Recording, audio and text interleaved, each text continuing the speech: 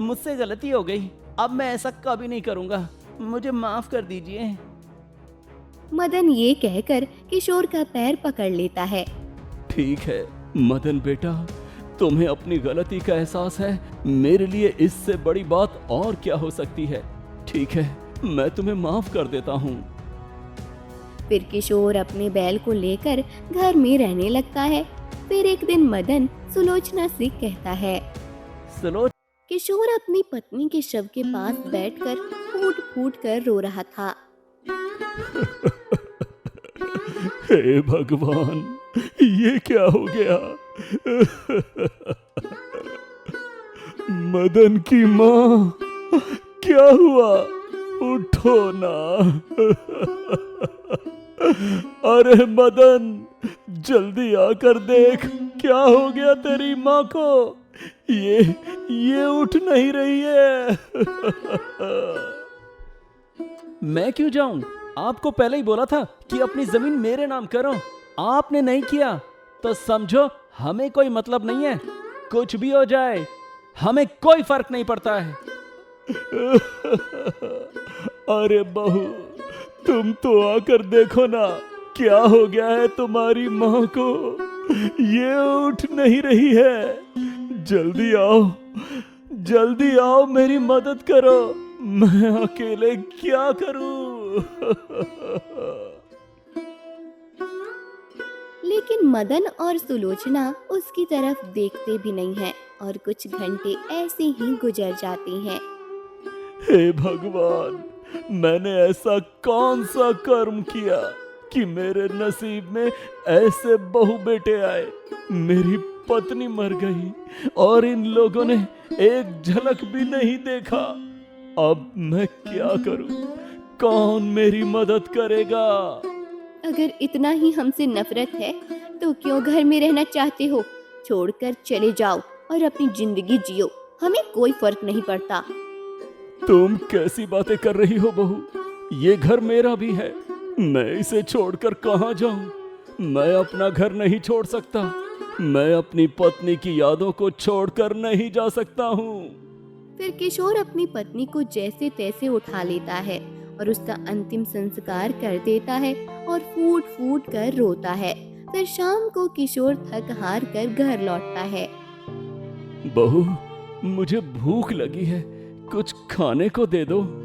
हमारे पास कुछ नहीं है, जब तक तुम वो जमीन हमारे नाम नहीं करोगे हम तुम्हें कुछ नहीं देंगे। हे ऊपर वाले, मैं इन बेटे और बहू के कहर से कैसे बचूं? फिर भूखे पेट ही किशोर सो जाता है और जैसे ही सुबह होता है। अब मैं क्या करूं? मुझे भूख बहुत जोरों से लगी है और बहू ने तो कुछ खाने को भी नहीं दिया। एक काम करता हूं, जंगल ही जाता हूं, शायद कुछ खाने को मिल जाए। इतना कहकर किशोर घने जंगलों की तरफ निकल पड़ता है और जब जगह तलाश करने के बाद भी उसे खाने के लिए कुछ नहीं मिलता है। हे भगवान, मैं तो पूरा जंगल घूम आया हूँ, लेकिन मुझे खाने लायक कुछ नहीं मिला। अब मैं क्या करूँ? शाम भी होने वाली है। एक काम करता हूँ, घर ही चला जाता हूँ। इतना कहकर किशोर लौट रहा होता है कि तभी उसे रास्ते में एक बैल दिखाई पड़ता है। अरे ये क्या, इतने घने जंगल में भला एक बैल, वो भी क्या, ये तो बहुत जख्मी है और बेहोश पड़ा हुआ है, मुझे इसकी मदद करनी चाहिए। इतना कहकर किशोर उस बैल के पास जाता है। उठो भाई, तू भी लाचार है और बहुत जख्मी भी है, मुझसे तुम्हारा जख्म देखा नहीं जाता है, तो चल मेरे साथ, आज से हम दोनों एक दूसरे का सहारा बनकर रहेंगे। तभी किशोर बैल को लेकर अपने घर आता है। ये क्या, ये किसे लेकर आए हो पिताजी? ये जंगल में बेहोशी की हालत में पड़ा था और जख्मी भी था, तो सोचा इसे अपने साथ ले जाकर थोड़ा इलाज कर दूं, जिससे इस बेचारे की जान बच सकती है, वरना ये मर जाता। आप एक बोझ कम थे जो अब एक और बोझ घर में ले आए हो। निकाल दो इसे घर से पिताजी, ये नहीं रह सकता हमारे घर में। अरे तुम ये कैसी बातें कर रही हो बहू? अभी भी ये घर मेरे नाम पर है, इसलिए ये यहीं रहेगा और मेरे साथ रहेगा। मैंने जो कह दिया सो कह दिया, बाकी मैं अब एक शब्द और नहीं सुनूंगा। इतना कहकर किशोर बैल को लेकर वहाँ से चला जाता है और उसकी सेवा करने लगता है। ऐसे ही कई दिन बीत जाते हैं और बैल पूरी तरह से ठीक हो जाता है। पिताजी, अब तो बैल पूरी तरह से ठीक हो गया है, तो आप इसे घर में क्यों रखे हैं? इसे निकाल दीजिए। नहीं मदन, ये अब कहीं नहीं जाएगा। इतने दिनों से ये मेरा सबसे अच्छा दोस्त बन गया है, इसलिए अब हम दोनों हमेशा साथ रहेंगे। ये आप कैसी बातें कर रहे हो पिताजी? वैसे भी घर में बहुत खर्चा है और इस बैल को रखकर और खर्च मत बढ़ाइए। तू कुछ भी कह मदन, पर मैं इसे छोड़ने वाला नहीं हूँ। इतना कहकर किशोर वहाँ से चला जाता है। तभी मदन गुस्से में अपनी पत्नी के पास आता है। क्या हुआ? पिताजी बैल को घर से नहीं निकालेंगे और जो जमीन था वो हमारे नाम करने को तैयार हुए? ना ही पिताजी बैल को निकालना चाहते हैं और ना ही जमीन हमारे नाम करने का नाम ले रहे हैं। अब ठीक है, मैं काम की तलाश में जाता हूँ, तुम अपना ध्यान रखना। इतना कहकर मदन वहाँ से चला जाता है। नहीं, अब बस बहुत हो गया। मैं उस बुढ़े को जिंदा नहीं छोड़ूंगी। मेरे पति दिन रात मजदूरी करके कैसे भी जीवन जी रहे हैं और ऊपर से बुढ़ा सारा जमीन लेकर बैठा हुआ है और बैल के इलाज में सारा पैसा लुटा रहा है। आज तो मैं उसे जान से ही मार दूंगी। फिर रात होते ही सुलोचना किशोर के पास जाती है और कहती है, पिताजी, आज आप सारी जमीन मेरे नाम कर दीजिए, वरना मैं आपको जान से मार दूंगी। ये तू कैसी बातें कर रही है बहू? मैं मर भी जाऊं पर वो जमीन तुम्हारे और मदन के नाम कभी नहीं करूंगा। मैंने अपनी पूरी 5 बीघा जमीन तुम दोनों को दे दी थी और तुम दोनों ने वो सारी जमीन बेचकर सारे पैसे उड़ा दिए, इसलिए मैं नहीं दूंगा। मेरे पास सिर्फ 1 बीघा जमीन है, उतना मैं नहीं रखूंगा तो खाऊंगा क्या? तो आप मेरी बात नहीं मानेंगे? अब इसमें सिर्फ आपकी गलती है, मेरा कुछ नहीं। तभी बैल की आंखों से एक तेज रोशनी निकलती है, जिससे सुलोचना की आंखें अंधी हो जाती हैं। ये क्या हो गया है? ये कैसी रोशनी थी और ये जादू बैल ने कैसे कर लिया? ये क्या? मुझे कुछ दिखाई क्यों नहीं दे रहा है? मैं अपने पति को सब बता दूंगी कि ये बैल कोई साधारण बैल नहीं है। इतना कहते ही वो बोल भी नहीं पाती है। ये क्या हो गया? मेरी आवाज भी चली गई, मैं बोल नहीं पा रही हूँ। नहीं, ऐसा नहीं हो सकता। ये कोई साधारण बैल नहीं लग रहा है। तुम्हारा बहुत बहुत धन्यवाद दोस्त, आज तुमने मेरी जान बचा ली, वरना आज तो मेरी बहू मुझे जान से मार कर ही रहती। बिल्कुल भी दया नहीं है मेरे बेटे और बहू की मेरे ऊपर। तभी कुछ ही देर में मदन घर आ जाता है। सुलोचना, मुझे एक गिलास पानी दो, बहुत जोरों से प्यास लगी है, और साथ में कुछ खाने को भी लेकर आना, सुबह से कुछ खाया भी नहीं है। तभी सुलोचना उसके पास जाकर खड़ी हो जाती है। मैं तुम्हें कैसे बताऊं कि मैं बोल नहीं पाती हूँ, मैं कुछ नहीं कर पा रही हूँ। क्या हुआ सुलोचना, तुम कुछ बोल क्यों नहीं रही हो?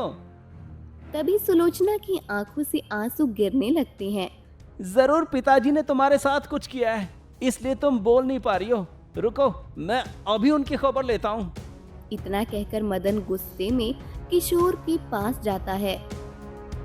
पिताजी, साफ साफ बताइए, आपने मेरी पत्नी के साथ क्या किया है? वो कुछ बोल क्यों नहीं पा रही है? जरूर आपने कुछ किया है उसके साथ। बेटा, मैंने कुछ नहीं किया तुम्हारी पत्नी के साथ। फिर वो अगर कुछ बताना चाहती है तो बोलती क्यों नहीं है और खामोश है? अब बहुत हो गया, पानी सिर से ऊपर जा चुका है, अब आप मेरे घर में नहीं रह सकते, निकल जाओ यहाँ से। ये तुम क्या कह रहे हो बेटा? मैं कहाँ जाऊं? नहीं, ऐसा मत करो। कहीं भी जाओ या डूब के मर जाओ, उससे मुझे कोई मतलब नहीं है। मैंने आपको बहुत समझाया और मेरी पत्नी के साथ आपने ये सब किया। मदन इतना कहकर मदन किशोर और बैल दोनों को घर से निकाल देता है। तभी अचानक बैल की आंखों से फिर तेज रोशनी निकलती है। तभी किशोर सामने आ जाता है। नहीं नहीं, मेरे बेटे को कुछ मत करो, इसे छोड़ दो, ये मेरा बेटा है, इसे कुछ मत करना। जरूर इस बैल में कोई जादुई शक्ति है। मुझे इसे किसी भी तरह अपने पास रखना होगा और सही मौका तलाश कर फिर इससे बदला लूंगा। पिताजी, मुझे माफ कर दीजिए, मुझसे गलती हो गई। अब मैं ऐसा कभी नहीं करूंगा, मुझे माफ कर दीजिए। मदन ये कहकर किशोर का पैर पकड़ लेता है। ठीक है मदन बेटा, तुम्हें अपनी गलती का एहसास है, मेरे लिए इससे बड़ी बात और क्या हो सकती है। ठीक है, मैं तुम्हें माफ कर देता हूँ। फिर किशोर अपने बैल को लेकर घर में रहने लगता है। फिर एक दिन मदन सुलोचना से कहता है। सुलोचना, मैं जानता हूँ इस बैल ने तुम्हारे साथ कुछ किया है और तुम्हारी आवाज छीन ली है। हम इस उठ जा मेरे दोस्त, मैंने तुम्हारे लिए ताजा घास लाकर रखी है। फिर किशोर बैल को हिलाता है, पर बैल कुछ भी प्रतिक्रिया नहीं देता है। ये क्या हो गया है? हे भगवान, नहीं, ऐसा नहीं हो सकता। मेरा दोस्त मुझे छोड़कर कैसे चला गया? ये तो रात को ठीक ही था, फिर अचानक उसकी मौत कैसे हो गई? इतना कहकर किशोर फूट फूट कर रोता है। बहुत अच्छा हुआ, अब मुझे मारने वाला जा चुका है। तभी एक बुढ़ी औरत आती है। ये क्या? ये बैल किसके पास था और ये यहाँ कैसे आया? ये मेरा था, मैंने इसे जंगल से घायल अवस्था में पाया था, पर अब पता नहीं क्या हुआ, अचानक ये मर गया। ये कोई साधारण बैल नहीं था, ये एक जादुई बैल था। जिसके पास ये बैल होता उसकी किस्मत बदल सकती थी और उसे कभी धन दौलत की कमी न होती। मुझे धन दौलत से कोई मतलब नहीं है, पर अब मेरा दोस्त इस दुनिया में नहीं रहा है, बस यही दुख है। ये बात मदन सुन लेता है। मैंने क्या कर दिया? मैंने इस बैल को क्यों मारा? मैंने पहले ही हाथों से बड़ी भूल कर दी। पहले से पता रहता तो मैं इस बैल को कभी नहीं मारता। इसकी मदद से मेरी किस्मत चमक जाती और बहुत अमीर बन जाता। ये मैंने क्या कर दिया? पैसे देने वाले बैल को ही मार दिया। अब हम क्या करेंगे? काश तुमने इसे नहीं मारा होता। तुम इस बैल को जीवित कर सकते हो किशोर।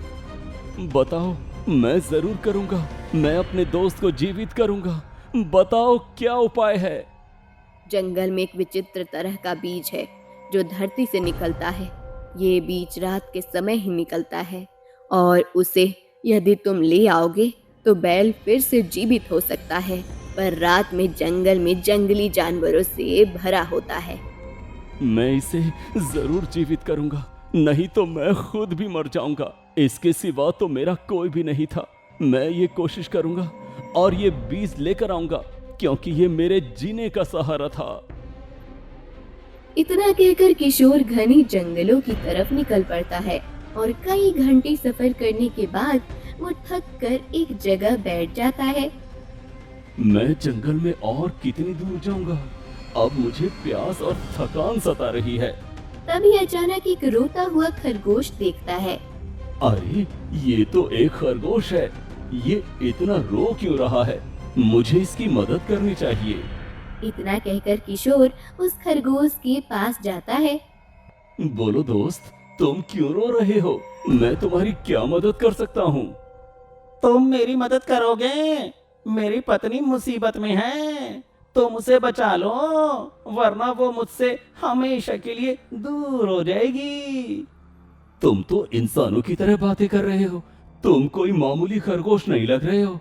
बताओ तुम कौन हो और तुम्हारी पत्नी किस मुसीबत में है, तभी मैं तुम्हारी मदद कर पाऊंगा।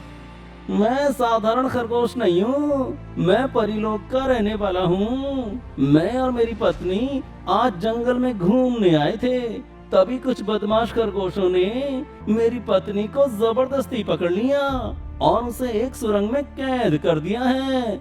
अगर तुम उसे आजाद करा दोगे तो मैं तुम्हारी जो भी इच्छा होगी उसे पूरा करूंगा। ठीक है, मैं तेरी पत्नी को सुरक्षित ले आऊंगा। बताओ कहाँ है वो? मेरे पीछे आओ, मैं तुम्हें दिखाता हूँ। इतना कहकर वो आगे बढ़ता है और किशोर उसके पीछे पीछे चलता है। फिर कुछ दूर चलने के बाद खरगोश रुक जाता है। यहाँ तो कुछ भी दिख नहीं रहा है, फिर तुम्हारी पत्नी कहाँ है? वहाँ देखो, एक छोटी सी सुरंग है, उसी के भीतर मेरी पत्नी बंदी है। पर मैं इतना बड़ा हूँ, इसलिए उस सुरंग में कैसे जा सकता हूँ? मैं तुम्हें अपनी शक्तियों से छोटा कर देता हूँ। तुम उस सुरंग में जाकर मेरी पत्नी को सुरक्षित निकाल लाना। यदि तुम मुझे छोटा कर दोगे तो मैं तुम्हारी पत्नी को जरूर आजाद करा कर लाऊंगा। फिर खरगोश एक जादुई मंत्र फूंकता है और किशोर अचानक छोटे आकार में आ जाता है। अरे ये तो मैं सच में छोटा हो गया। ठीक है, तो अब मैं जाता हूँ। फिर किशोर छोटे सुरंग के अंदर चला जाता है। यहाँ तो बहुत अंधेरा है, पर पीछे हटकर कुछ हासिल नहीं होगा। मैं आगे बढ़ूंगा और उस खरगोश को ढूंढ कर लाऊंगा। अंदर घुसते ही उसे खरगोश का एक पूरा नगर दिखाई देता है। अनेक खरगोश चारों ओर इधर उधर भाग रहे होते हैं। तभी किशोर एक खरगोश से पूछता है, तुम लोग कौन हो और ये जगह कैसी है? ये हमारा राज्य है। अजनबी, यहाँ से निकल जाओ, ये हमारी दुनिया है। मैं यहाँ एक बंदी खरगोश की तलाश में आया हूँ, जिसे तुमने पकड़ा है। बताओ वो कहाँ है? उसका पति उसका इंतजार कर रहा है। तभी एक बंदी खरगोश आवाज लगाती है, मैं हूँ, मुझे यहाँ जबरदस्ती रखा गया है। मेरे पति बाहर बहुत ज्यादा परेशान होंगे, मुझे यहाँ से आजाद करा दो। तुम घबराओ मत, मैं तुम्हें सही सलामत ले जाऊंगा। तुम्हारे पति से मैंने वादा किया है। तभी खरगोश का राजा बोलता है, नहीं, इसे तुम नहीं ले जाओगे। ये मेरी रानी बनेगी और मैं इसे अपनी रानी घोषित करूंगा। यहाँ की सारी शान उसे ही मिलेगी। नहीं, तुम ऐसा नहीं कर सकते हो। ये परिलोक की खरगोश है। उसकी मर्जी के बिना किसी को रानी नहीं बनाया जा सकता। उसका पति बाहर बेचैन है और उसने मुझे मदद के लिए भेजा है, इसलिए मैं उसे लेकर ही जाऊंगा। ठीक है, मैं इसे छोड़ने के लिए तैयार हूँ, पर पहले तुम मेरे 2 प्रश्नों के सही उत्तर देना। यदि तुम सही उत्तर दोगे तो मैं इसको छोड़ दूंगा। मैं तैयार हूँ, पूछो अपने प्रश्न, मैं सही उत्तर दूंगा। पहला प्रश्न, बताओ ऐसा कौन सा वादा है जो दिल से किया जाए तो मिट्टी भी उसे दबा नहीं सकती और वक्त के खंजर से भी वो कट नहीं सकता है? ये वादा है सच्ची ममता और सच्ची याद का वादा, जो एक पिता या माँ अपने प्यार को कर दे तो चाहे जीवन ही क्यों ना चला जाए, वो वादा कभी मिटता नहीं है। दूसरा प्रश्न, बताओ ऐसी कौन सी चीज है जिसे तुम दूसरों को दे दो तो तुम खुद और भी अमीर बन जाते हो, और जिसे बचा कर रखने से दिल सूना और तंग रह जाता है? वो दया और सेवा है, जिसे देकर इंसान असली अमीर बन जाता है, और जिसे खुद में दबा कर रखेगा तो दुनिया भीतर से सूनी रह जाएगी। तुमने बिल्कुल सही जवाब दिया है, इसलिए मैं इसे छोड़ रहा हूँ। ये प्रश्न मेरे गुरु ने मुझसे पूछा था और मैं आज तक इसका सही जवाब नहीं ढूंढ पाया, लेकिन तुमने इसका सही उत्तर दे दिया, इसलिए मैं बहुत खुश हूँ। आपका बहुत बहुत धन्यवाद राजा खरगोश। अब मैं चलता हूँ। इतना कहकर किशोर अपनी ताकत और समझदारी से खरगोश की पत्नी को लेकर सुरंग से बाहर आ जाता है। तुम सच में आ गए। मैंने तो सारी उम्मीद छोड़ दी थी कि कभी तुम्हें दोबारा देख भी पाऊंगा। पर एक बात समझ में नहीं आई, तुम इतने शक्तिशाली और जादुई हो तो खुद अंदर जाकर अपनी पत्नी को क्यों नहीं छुड़वा सके? नहीं, मैं अंदर नहीं जा सकता था। उस सुरंग पर खरगोश राजा ने ऐसा जादू किया था कि अगर मैं अंदर गया होता तो तुरंत भस्म हो जाता। इसी वजह से मुझे तुम्हारी मदद लेनी पड़ी, लेकिन तुमने मेरी पत्नी को सही सलामत लौटा दिया। बताओ मैं तुम्हारे लिए क्या कर सकता हूँ? मैं इस जंगल में एक बीज लेने आया हूँ जो धरती से निकलता है। वही बीज मेरी जिंदगी की सबसे बड़ी जरूरत है। तुम उस जीवन बीज की तलाश में हो, वही बीज जिससे किसी भी व्यक्ति का जीवन लौट सकता है। हाँ, बिल्कुल वही। क्या तुम जानते हो वो कहाँ मिलेगा? जानता हूँ, लेकिन वो बीज बहुत घने जंगलों के बीच निकलता है और सिर्फ रात में। वहाँ खतरनाक जानवर भी तुम्हारा रास्ता रोक सकते हैं। चाहे कैसी भी मुश्किल हो, मुझे वो बीज हर हाल में चाहिए। ठीक है, मैं तुम्हें एक जादुई घंटी देता हूँ। फिर खरगोश एक चमकती हुई घंटी किशोर के हाथ में देता है। ये घंटी अपने पास रखना। जैसे ही तुम्हें जंगल में कोई अजीब सा खतरा महसूस हो, इसे बजा देना। इसकी ध्वनि तुम्हारी आवाज और तुम्हारी गंध को छिपा लेगी। तब जानवरों को लगेगा कि जंगल में कोई बाहरी नहीं आया है। भाई, तुम्हारा बहुत बहुत धन्यवाद। तुमने मेरे लिए इतना बड़ा काम किया। जो तुमने मेरे लिए किया, उसके आगे तो ये कुछ भी नहीं है। याद रखना, जैसे ही तुम्हारा काम पूरा होगा और तुम बीज लेकर लौटोगे, ये घंटी अपने आप गायब हो जाएगी। ठीक है, बस मुझे इतनी ही मदद चाहिए थी। अब मैं और मेरी पत्नी अपने परीलोक लौट रहे हैं। अपना ध्यान रखना। तुम दोनों भी अपना ध्यान रखना। फिर खरगोश अपनी पत्नी के साथ गायब हो जाता है। किशोर घंटी हाथ में लेकर घने जंगल की ओर बढ़ता है। अरे, अब तो शाम हो गई है और मैं जंगल के अंदर बहुत दूर आ चुका हूँ। मुझे जल्दी आगे बढ़ना होगा। जंगल में गहराई तक जाते ही अचानक शेर की दहाड़ गूंजती है। ये तो शेर की आवाज है और बहुत नजदीक से आई है। मुझे जल्दी से घंटी बजा देनी चाहिए। वो जोर से घंटी बजाता है। तुरंत दहाड़ थम जाती है और पूरा जंगल शांत हो जाता है। वाह, ये सच में जादुई घंटी है। इसकी ध्वनि से सारे जानवर शांत हो गए। अब बस उस बीज का इंतजार करना है। वो एक बड़े पेड़ के नीचे बैठ जाता है। कुछ ही देर में अचानक जंगल में तेज रोशनी फैल जाती है। अरे, ये कैसी रोशनी है? जरूर वही बीज उगने वाला है। वह रोशनी की ओर बढ़ता है और देखता है कि धरती से एक सुनहरा बीज निकल रहा है। तो यही है वो जादुई बीज। अब मुझे इसे तुरंत लेना होगा। जैसे ही किशोर बीज उठाने की कोशिश करता है, अचानक एक गूंजती हुई आवाज सुनाई देती है। रुको किशोर, अगर तुम इस जादुई बीज को हासिल करना चाहते हो तो पहले मेरी एक पहेली का सही उत्तर देना होगा। ठीक है, मैं तैयार हूँ। पूछो, तुम्हारी पहेली क्या है? सुनो किशोर, मैं रात का साथी हूँ। दिन के उजाले से डरता हूँ। खून मेरी प्यास है, पर इंसान की परछाई देखकर भी कांप उठता हूँ। बताओ, मैं कौन हूँ? इस पहेली का उत्तर है पिशाच, वही जो अंधेरे में जीता है और उजाले से डरता है। सही, बिल्कुल सही उत्तर दिया है तुमने। अब तक बहुत लोग इस बीज की चाह में आए, पर किसी ने मेरी पहेली का उत्तर नहीं दिया। तुम पहले मनुष्य हो जिसने इसे सही सही पहचाना है। इसलिए ये जादुई बीज अब तुम्हारा है। लेकिन ध्यान रखना, घर जाते जाते ये बीज तुम्हारा खून चूस जाएगा, क्योंकि ये पिशाच से ही जन्म हुआ बीज है। कुछ भी हो जाए, मैं ये बीज लेकर ही जाऊंगा। तभी एक तेज रोशनी के साथ बीज धीरे धीरे ऊपर उठता है और किशोर के हाथों में आ जाता है।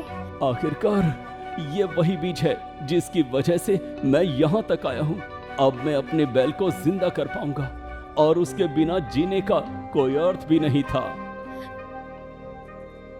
फिर किशोर वो बीज लेकर जल्दी से अपने घर की तरफ आने लगता है, लेकिन आते आते उसके शरीर का सारा खून बीज चूस लेता है, जिससे कि किशोर दरवाजे पर ही बेहोश पड़ जाता है। अरे, ये तो सचमुच जादुई बीज है। यानी पिताजी सच में वो बीज ले आए जो बूढ़ी अम्मा ने कहा था। लेकिन पिताजी तो बेहोश पड़े हैं, चलो मैं ये बीज लेकर बैल को जीवित कर देता हूँ, फिर वो मेरी सारी बात मानेगा और मैं धनी बन जाऊंगा। फिर मदन तुरंत बीज उठाता है और सुलोचना के साथ दोनों बैल के पास जाते हैं और बैल के सिर पर बीज रखते ही एक तेज रोशनी फैलती है और बैल जीवित हो जाता है। अब उठो मेरे दोस्त, मैंने तुम्हें मार दिया था पर देखो मैंने तुम्हें जिंदा भी किया है। अब तुम मेरी बात मानो और मुझे ढेर सारा खजाना दे दो। मैंने तुम्हें जिंदा करने के लिए बड़ी मेहनत की है। अब मेरी गरीबी दूर करो, फिर मैं तुम्हें अपने साथ अपने घर में रखूंगा। तभी बैल आसपास नजर घुमाता है तो देखता है कि किशोर बेहोशी की हालत में पड़ा हुआ था। वो समझ जाता है। लालची मदन, तुमने ये ठीक नहीं किया। ये बीज तुम्हारे पिता किशोर लाए थे अपनी जान की बाजी लगाकर। ये बीज जो भी लाता है उसका सारा खून चूस लेता है। तुम्हारे पिता ने मुझसे इतना प्रेम किया कि बिना अपनी जान की परवाह किए मुझे जीवित करने का उपाय ढूंढ निकाला, और तुमने उन्हें मारा, उनकी मेहनत चुरा ली और मुझसे खजाना मांगते हो। ये क्या, तुम तो बोल भी सकते हो पर तुम तो एक बैल हो। मैं कोई साधारण बैल नहीं हूँ, मैं किस्मत बदलने वाला बैल हूँ, और अब तुम्हें तुम्हारे लालच की सजा मिलेगी। अचानक एक प्रचंड रोशनी फैलती है। मदन और सुलोचना उसी रोशनी में लुप्त हो जाते हैं। तभी कुछ देर बाद किशोर की आंखें खुलती हैं। ये क्या? मैं ठीक हो क्या? मैं ठीक हो गया हूँ। मेरा शरीर, मेरी ताकत सब लौट आई है। हाँ किशोर, ये तेरे पुण्य कर्मों का फल है। तूने मुझे सच्चे मन से अपनाया, मेरे लिए अपना सब कुछ दांव पर लगा दिया, इसलिए तेरा हर कष्ट अब समाप्त हो गया है। लेकिन मेरा बेटा, अगर उसने तुम्हें देखा तो फिर से तुम्हें मार देगा। अब चिंता मत कर, तुम्हारा बेटा और बहू इस जंगल से बहुत दूर भेज दिए गए हैं। उनके लालच के लिए जो स्थान उचित था वही उनका ठिकाना बना। वहीं दूसरी तरफ मदन और सुलोचना समुद्र के किनारे परेशान खड़े होते हैं। ये हम कहाँ आ गए? यहाँ तो सिर्फ पानी पानी है। अरे मेरी आवाज लौट आई, पर हम कहाँ फंस गए हैं? लगता है बैल ने हमें इस वीरान जगह पर फेंक दिया है। अब हम कभी घर नहीं जा पाएंगे। हाँ, यही हमारे लालच की सजा है। हमें पिताजी के साथ ऐसा नहीं करना चाहिए था। हमने उनके साथ बहुत बुरा किया और अब उसी का फल भुगत रहे हैं। दोनों समुद्र तट पर बैठ जाते हैं और फूट फूट कर रोने लगते हैं। वहीं दूसरी तरफ किशोर बैल की मदद से सभी गरीब दुखियों की मदद करने लगता है और खुशी खुशी अपना जीवन जीने लगता है।